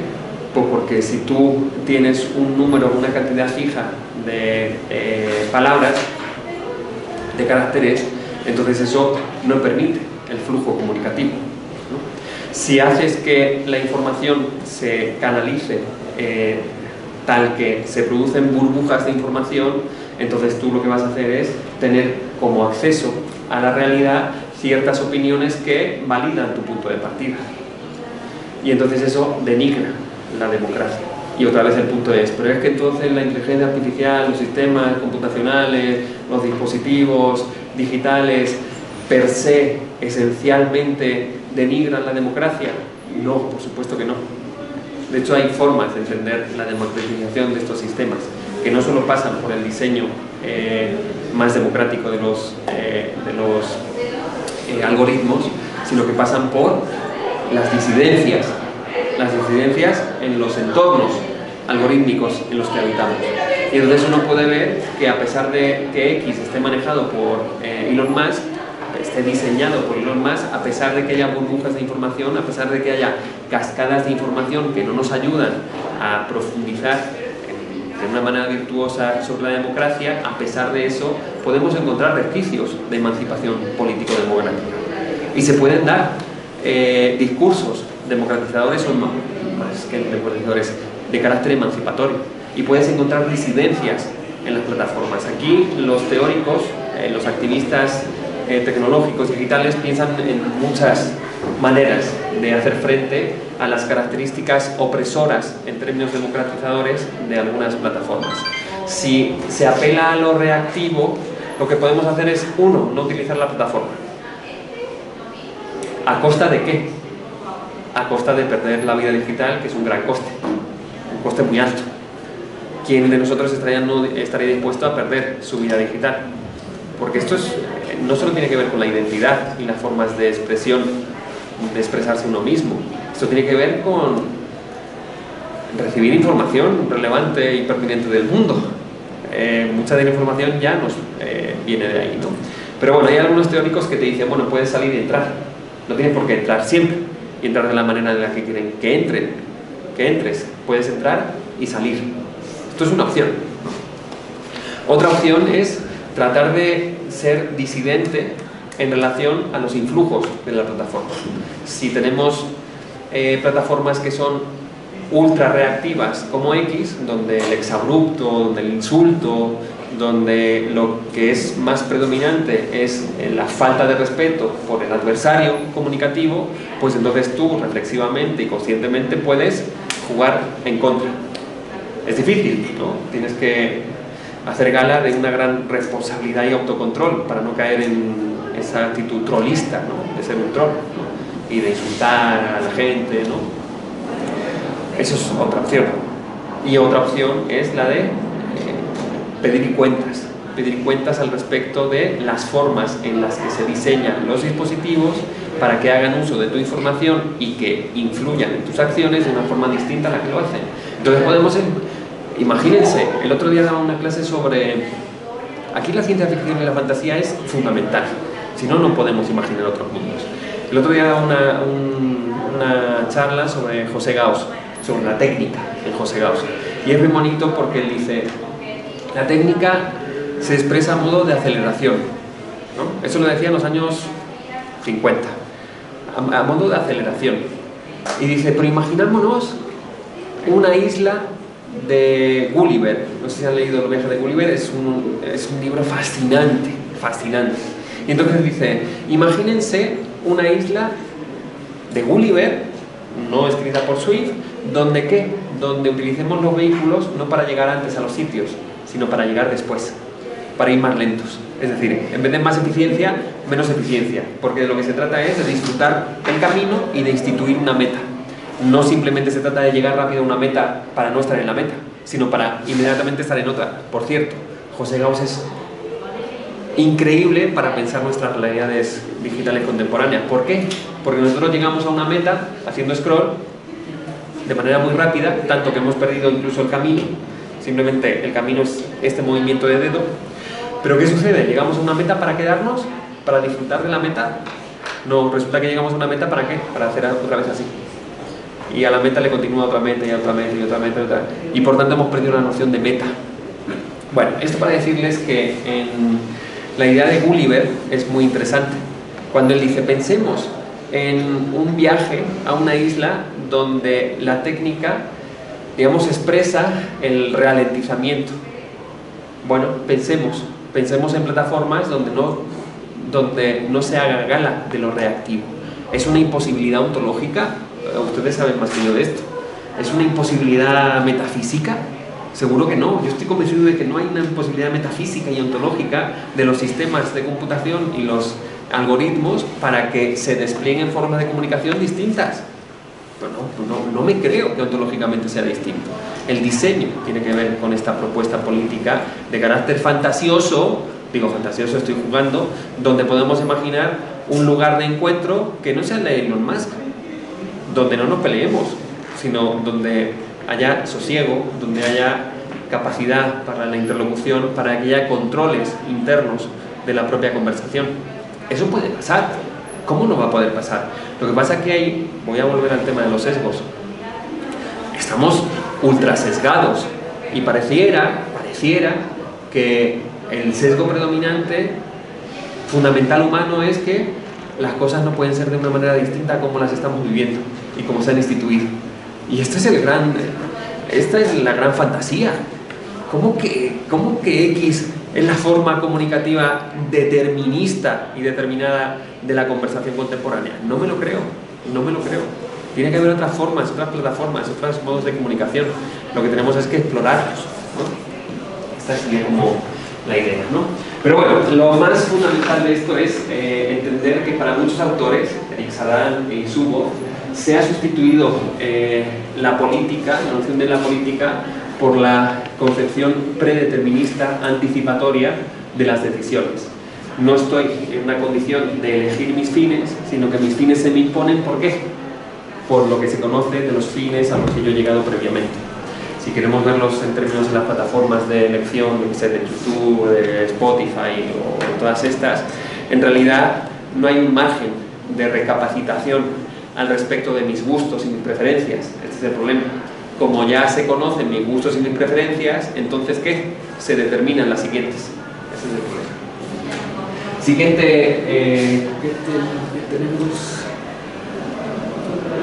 Queda media hora, ¿no? Okay. Entonces voy a dejar todo esto y les voy a comentar solo dos temas más. Hemos visto el tema de la algoritmización de nuestras existencias políticas. Hemos visto lo que esto implica para la libertad, hemos visto lo que implica, menos de manera muy burda o simple, lo que implica para la manera en la que entendemos el gobierno. Solo les voy a dar dos elementos más para la reflexión política del desarrollo de la inteligencia artificial y el uso de ciertas formas de la inteligencia artificial. Uno tiene que ver, es mucho más conocido, con el tema de los sesgos, que tiene que ver con algo que no hemos puesto aquí, que es un tema fundamental para la política, que se vincula con el derecho y el de la responsabilidad. Todos sabemos, y esto hay una autora que escribió un libro hace unos años, hace ¿cuántos? 5 años, Ketty O'Neill, el de armas de destrucción matemática, tendrá 5 o 6 años, quizá un poco más, 7 años. Está traducido al español, un libro súper interesante, del cual se han hecho muchas revisiones y del cual se han extraído muchas enseñanzas para hacer más investigaciones. ¿Investigaciones sobre qué? Sobre los sesgos que se cristalizan en estos dispositivos, en estos sistemas de inteligencia artificial. ¿Por qué? Porque lo que hemos pretendido es automatizar muchas decisiones. Automatizar decisiones que tienen que ver con, no sé, la selección de estudiantes que pueden ser beneficiarios de ciertas becas. Hemos tratado de automatizar procesos incluso de carácter judicial. Incluso planteamos a futuro la ultraautomatización de ciertos procesos, el de la enseñanza, el que sea. ¿Qué sucede? Que si tú automatizas procesos decisorios, procesos que tienen que ver con el ámbito de la decisión, que tiene que estar basada en ciertos criterios, entonces lo que te puedes encontrar es que los sistemas de computación tienen muchos sesgos. Sesgos que afectan al derecho y afectan a las relaciones de injusticia o de justicia de las sociedades a las que pertenecemos. ¿Esto por qué? Esto es muy claro. En realidad, si tú nutres a un sistema computacional de información que proviene solo de un sector determinado que está muy limitada, entonces lo que te va a arrojar son decisiones que están sustentadas en una omisión, en una deficiencia. ¿Por qué? Porque no has nutrido al sistema de la información pertinente que dé cuenta del fenómeno en su cabalidad. Y aquí hay una pregunta de carácter epistemológico fuerte. ¿Es que el sistema se puede nutrir de toda y cada una de la información que compone un fenómeno determinado? Pues esto es muy difícil. Siempre hay sesgos, siempre hay sesgos en el sentido ineludible. Siempre hay sesgo en el sentido de que vamos a cribar la información que suministremos a un sistema. Vamos a establecer selecciones. Y esto ha tenido derivas dramáticas. La más quizá llamativa es la que tiene que ver con la raza, ¿no? Si tú nutres a un sistema de reconocimiento visual de información sobre diferentes fisionomías humanas, pero esa información la recabas de universidades gringas que están pobladas sobre todo por población blanca de clase media alta, entonces ¿qué va a pasar? Que ese sistema de reconocimiento facial, cuando se encuentra con un negro, no lo reconoce como humano. ¡Pum! Así de grueso está el tema. Es decir, claro, estamos ante sistemas que automatizan decisiones en función de ¿qué? De un conjunto de datos que reciben. Pero ese conjunto de datos se lo proporciona un humano. Y entonces tenemos que hacer una selección minuciosa y responsable de los datos que introducimos a una máquina. Porque si no, la automatización va a ser recalcitrantemente sesgada, muy problemáticamente sesgada. Imagínense la implicación que tiene esto, no solo de cara a la comprensión del carácter racista de ciertos sistemas de reconocimiento facial, sino piensen en las implicaciones que puede tener para alguien que no es reconocido cuando trata de transitar de un país a otro. Fíjense, esto es súper interesante. Podría parecer que queremos zafarnos del control de estos sistemas. Yo podría decir, no, yo soy súper reacio a que me reconozcan los sistemas de reconocimiento facial, ¿no? Y digo, pues si no me reconoce como humano, mejor. Mejor para mí. Pero ¿qué pasa si esto tiene impactos políticos en lo que concierne al derecho o no de transitar de un país a otro? De hecho, es tan interesante que emergió un movimiento que se llama la Liga de la Justicia, creo que la Liga de la Justicia Algorítmica, que es una comunidad de negros, de activistas digitales negros, que ¿qué querían? Querían ser reconocidos. No querían no ser reconocidos, que parece que es lo intuitivo. Lo intuitivo es que no me reconozcan, no quiero que me controlen, no quiero suministrar datos que después van a ser utilizados de cara a mi propio perjuicio. Aquí se da el caso contrario. Quiero ser reconocido por el sistema que puede incurrir en una injusticia justo por no reconocerme. Y entonces la cosa se pone políticamente muy compleja, dramática e interesante. Porque entonces la noción de control que se instituye por medio del recabamiento de nuestros datos cuando no son voluntarios, en realidad se contrapesa con la necesidad de ser reconocido por este tipo de inteligencias, por este tipo de sistemas de cómputo, de recabación de datos. ¿Para qué? Para formar parte de la tecnovida a la que tenemos también derecho todos. Tenemos derecho a la tecnovida, tenemos derecho a que se nos reconozca. Claro, esto es muy complejo. Imagínense que... ¿Te imaginas, Ernesto, que digamos, a partir de mañana, para pasar a la facultad, vamos a tener que poner el dedo y tenemos que recabar su información? ¡Uf! ¿No? Parísimo. Bueno, y es un problema, claro que es un problema, porque esto implica la posibilidad de control, ¿no? El control de ciertas instancias por medio del acceso y el uso de cierta información, ¿no? La automatización. Es decir, no tendríamos que firmar en las tarjetas de asistencia que tenemos los profes, sino que podríamos poner, no sé, podríamos poner el iris o el dedo, el dígito, lo que sea. Y entonces esto implicaría ¿qué? Implicaría una mejora, una eficiencia en términos de que tendríamos mucho más control para saber quién o quién no da clase, pero instituiría un sistema de aumento de control de los cuerpos.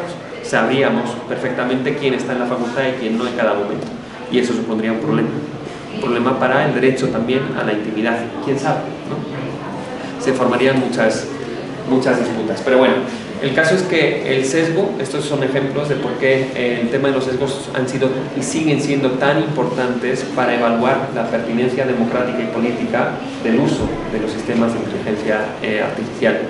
En términos de Cathy O'Neil en este libro que se llama, antes lo he dicho, Armas de Destrucción Matemática, pone muchos ejemplos de cómo, por ejemplo, de cómo a veces instituimos relaciones asimétricas en lo que concierne a la posibilidad de declarar a una persona como culpable o inocente en función de ¿qué? De ciertos sesgos que se integran en nuestro propio sistema de recabamiento de datos. Por ejemplo, yo puedo tener zonas de la ciudad que son pobres y que están pobladas por comunidad negra. Y entonces esa comunidad negra normalmente es mucho más es mucho más castigada por sistemas de carácter policial y judicial. ¿Por qué? Porque cometen delitos que tienen que ver con el consumo de estupefacientes, con pequeños hurtos, incluso con acciones como la de orinar en la calle, ¿no? Imagínense. Y resulta que tienes poblaciones ricas cuyos crímenes son de guante blanco, son muy dramáticos, pero son de guante blanco. Entonces tú al sistema lo cobijas, al sistema lo nutres con información que tiene que ver con las altas tasas de criminalidad en una población. ¿Por qué? Porque desconoces los crímenes de guante blanco de la otra. Y entonces esto lo que hace es generar una especie de relación asimétrica en lo que concierne a tu comprensión de la criminalidad y el delito. Porque lo que vas a predecir es que va a haber mucho más delitos en las comunidades negras y populares que en las comunidades de clase alta. Cuando resulta que lo que ha sucedido es que no has concebido como un crimen relevante el crimen de las comunidades de clase alta. Y entonces eso genera asimetrías también y relaciones de injusticia en lo que concierne a la detección de áreas de criminalidad, que supuestamente son objetivas, porque el problema es este. El problema de quienes defienden estos sistemas automatizantes en el ámbito de las decisiones jurídicas, policiales o criminalísticas, lo que dicen es que así vamos a instituir un tipo de sociedad objetiva, neutra, libre de sesgos. La noción es la de neutralidad. El sistema no se puede equivocar. Yo como profesor puedo caer en un sesgo porque tú me caes mal, tú me caes bien, y tú me caes regular, y tú me caes no sé qué. Y entonces la calificación está mermada por mis propios intereses. Y entonces dicen, no, yo lo que tengo que calificar es que con un sistema automatizado que fija unos criterios y se basa en ellos para establecer de manera objetiva y más justa y prudente una calificación. Pero resulta que no. ¿Por qué? Porque la información que es proporcionada al sistema viene sesgada en tanto que somos comunidades humanas las que nos producimos, las que seleccionamos información. Igual lo que comentabas un poco acerca de Spinoza, pensaba mucho como el modelo del hombre libre. ¿De qué perdón? Del modelo del hombre libre, de que tenemos como ciertos modelos. Y tenía como una pregunta, y es acerca de que si al final la vida digital realmente nos da la libertad de decidir la identidad, o estos modelos ya están como estipulados realmente como con esa modernidad. ¿En la identidad? Súper interesante. Hace poco leía una tesis de licenciatura de aquí, de una de sus compañeras, sobre la identidad en el ámbito de lo digital. Y claro, las preguntas son muchas, ¿no? ¿En qué sentido mi avatar es una prolongación de mi identidad o constituye parte de mi propia identidad? Sobre todo cuando a veces mi avatar se comporta de manera radicalmente diferente a cómo se comporta mi yo orgánico que deambula por los pasillos, ¿no? Yo puedo ser muy social en un lugar y muy antisocial en otro, o puedo ser muy amable en un lugar y... Esto, claro, depende de la noción de identidad que tengas, pero yo creo que sí hay que poner ya en el centro de la reflexión filosófica el tema de la tecnoidentidad. ¿En qué sentido eso que se prolonga de mí, eso que se comporta de la manera que se comporta, tiene continuidad o tiene discrepancias con las otras formas en las que me expreso? Claro, porque uno puede decir, bueno, es que hay una identidad fija en nuestra conducta como organismo biológico que deambula por los espacios. Pues no, porque como comprenderán, yo no soy igual cuando estoy con ustedes aquí que cuando me estoy echando una chela con un amigo en el bar. Es una obviedad.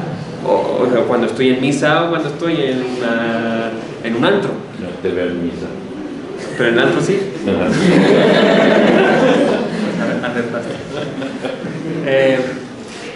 Pero en cualquier caso, las conductas son distintas, ¿no? No creo que haya que apelar a una noción súper férrea de la identidad.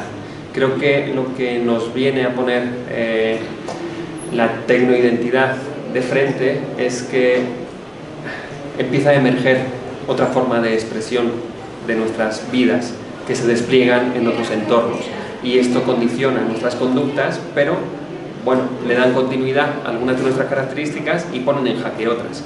Entonces, yo no diría que hay una situación de radical excepcionalidad en este tipo de problemas que tienen que ver con la identidad, porque siempre ha sucedido. Lo que les invitaría es a pensar cómo, en términos políticos y en términos individuales, esto puede afectar a nuestra comprensión de nosotros mismos. Y esto lo voy a poner en relación al último tema.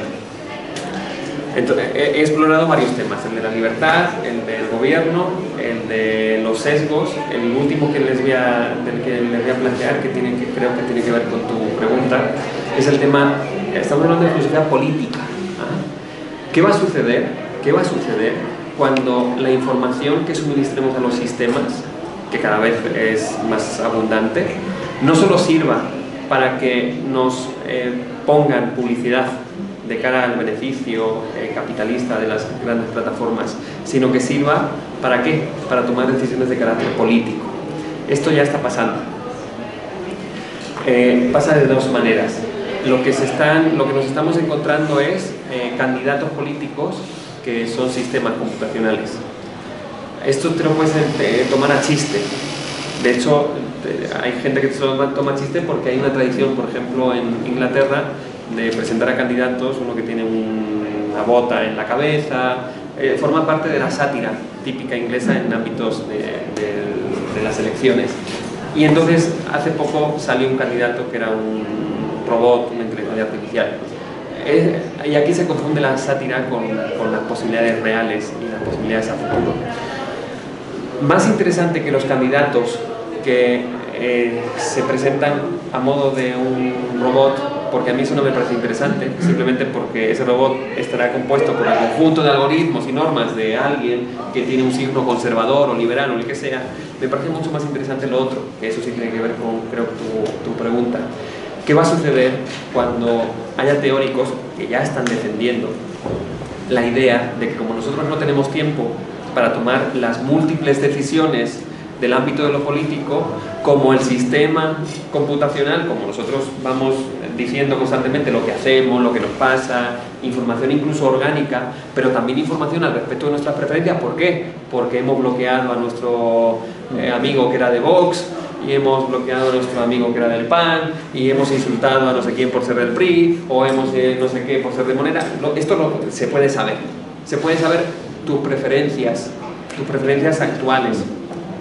¿Qué va a suceder cuando alguien te diga, bueno, en realidad yo lo que te pongo, te permito pagar por un avatar que tome decisiones políticas representándote a ti? Sería un tipo de democracia representativa de otro tipo, de otra naturaleza. La representación de tu preferencia por medio de un avatar que pueda participar en espacios deliberativos sabiendo o presuponiendo lo que tú podrías votar. Eso sería parte de tu identidad. Es raro. ¿Y es raro por qué? Porque en realidad nosotros, pienso otra vez en términos orteguianos, pienso en términos de gerundio, pienso en términos casi simondonianos, pienso en términos de entidades no fijas.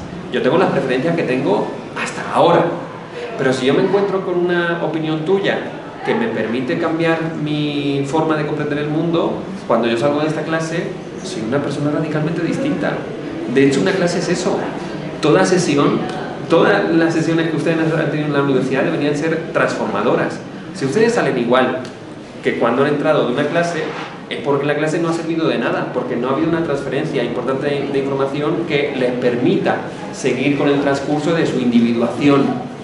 ¿Qué sucede con un avatar? El avatar lo que representa, o sería un representante fijo Es decir, cristaliza tus preferencias hasta ese momento. Pero ¿dónde queda la prolongación de la conversación? ¿Dónde queda la capacidad de transformación del individuo político, del sujeto político, cuando se encuentra con el otro? También el antagónico. Porque yo puedo ser muy recalcitrantemente anti-pan, pero a lo mejor no lo soy tanto. Y a lo mejor me encuentro con un momento en el que hay un argumento de un panista que me puede llamar la atención. Y eso nuestro representante avatárico no lo podría tener en cuenta. Sería muy difícil que lo pudiera tener en cuenta. Esto se parece un poco a la idea de la disolución de la política de Eric Sadan. La política se diluye porque no hay momento del futuro. No hay un momento futuro donde yo me despliego tomando en consideración otras perspectivas. Hay una cristalización mía que va a tomar decisiones como si el que tuviera que dar las decisiones no se transformara en el momento de darlas. Entonces, las decisiones básicamente están como asociadas.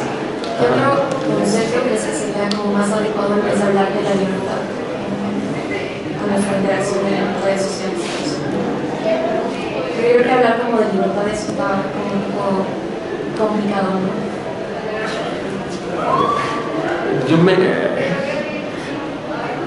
Creo que me opondría a despreciar el concepto de libertad porque me parece muy potente, incluso heurísticamente, estratégicamente me parece valioso. Tiene un potencial muy fuerte, ¿no? Aunque sea para utilizarlo como bandera. A ver, esto es una tesis de carácter ontológico, ontotecnológico. Yo lo que pienso es que, y no lo pienso yo, lo pienso a partir de la lectura de Derrida, lo pienso a partir de la lectura de Stigler, lo pienso a partir de la lectura de Simondon, lo pienso, es decir, no es algo original mío. Yo lo que pienso es que tenemos que entender la autonomía en función de las relaciones con lo otro. No hay autonomía sin heteronomía. No hay un sujeto que tome decisiones de manera pura, independiente de las entidades con las que se relaciona. Entidades no humanas, dispositivos, entidades humanas, entre nosotros. Yo soy libre si las relaciones de heteronomía con las que me encuentro permiten la prolongación, la individuación de lo que voy siendo. Soy menos libre cuando las relaciones heterónomas con las que me encuentro me coartan, me socavan, me restringen, me imponen, me determinan. Entonces, a mi juicio, la libertad se juega en el campo de lo autónomo y lo heterónomo, en relación entre sí. Yo soy libre cuando me encuentro con un otro que me va transformando sin coaccionarme, sin restringirme del todo, sino haciendo que yo me despliegue de una forma distinta. Volviendo al tema de la inteligencia artificial, yo no soy libre porque no utilizo la inteligencia artificial. Yo soy libre porque tengo que entrar en una relación de autonomía que se despliega con un encuentro con lo otro, con una norma, con un algoritmo que me permite prolongarme, que me permite sostener mis fines, que me permite reflexionar al respecto de esos fines. No, es una libertad menos ingenua que la libertad que piensa que se da en el campo solo de lo autónomo. Yo no soy libre sin lo otro. Yo no soy libre sin computadora. Yo no soy libre sin la relación con ustedes. Yo no soy libre sin lo otro. Yo soy libre gracias a que me encuentro en relaciones múltiples, multiformes con las otredades. Y son otredades o que me constriñen o que me ensanchan. Tenemos que buscar cuáles son las otredades que me ensanchan. Esa sería mi idea de libertad, que está a medio camino entre lo autónomo y lo heterónomo. Entonces, bueno, era una lista no exhaustiva de temas de filosofía política de la inteligencia artificial que tienen que ver con la representación, esta noción de avatar, esta noción de política que podría expresar preferencias que están enquistadas a partir de las decisiones previas que habíamos tomado, un tema que es el de los sesgos, que tiene que ver con el socavamiento a veces de las concepciones mismas de la justicia, y sobre todo unas nociones que tienen que ver con los impactos de la inteligencia artificial en lo que concierne a las relaciones de poder y de dominio que se juegan en diferentes formas de gobierno, un gobierno instrumentario, como dice Subo, y que socavan o no nuestras libertades. Entonces, preguntas, pues yo hasta aquí ya lo dejo.